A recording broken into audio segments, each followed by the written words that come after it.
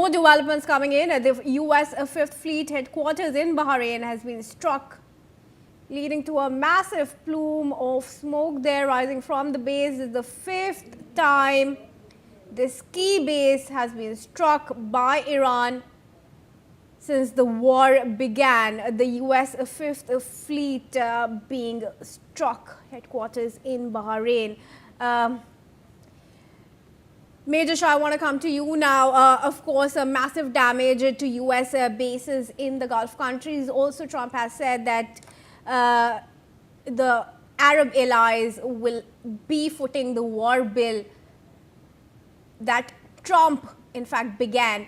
What are we looking at? They've already asked Trump to privately keep the war until Iran is completely defeated. That does not seem to be the case now. What should we expect as far as ties between Trump and his Gulf Arab allies are concerned?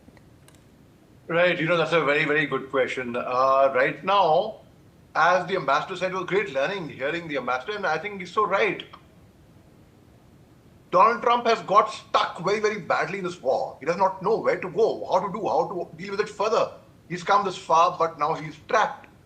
If he de-escalates, it'll be like a surrender that US has surrendered. If he escalates, there's going to be further trouble. There's going to be hell to pay. He cannot stay where he is, so he's badly struck. It's like, aage khai piche kua.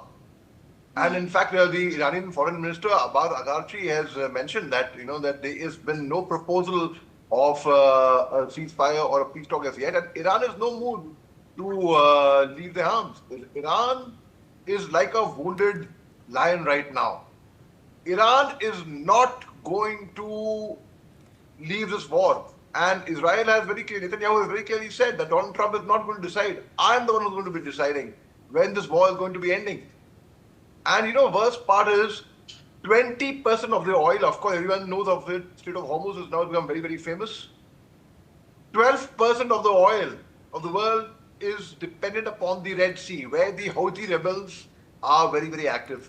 30% of the world's internet cables pass through Strait of Hormuz. Imagine a life without internet. We can imagine a life without oil.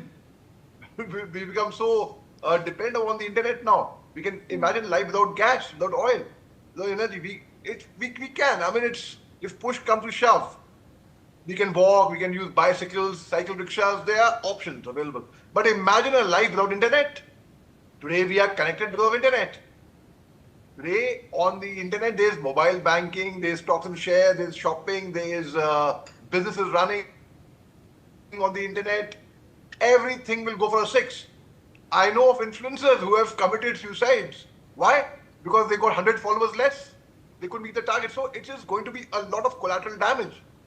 And Donald Trump, God knows, Donald Trump, Iran came begging to me. Iran said we'll make you the supremo. What? Funny claims. Today being 1st April, I can also say, Donald Trump gave me a call last night. He offered me to become the president of USA. Though it's April Fool, of course. But there has to be a sense of maturity and seriousness. Donald Trump says Iran should get serious now. It is Donald Trump who should get serious about this, in fact.